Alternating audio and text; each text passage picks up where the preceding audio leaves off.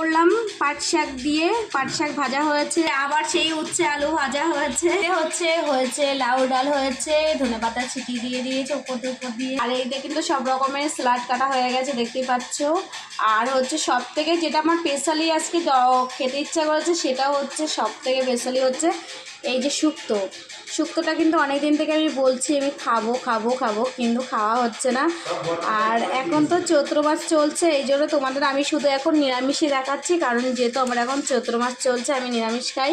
তোমরা সবাই কম বেশি জানো, যারা যারা আমার ভিডিও দেখছো অনেক দিন থেকে।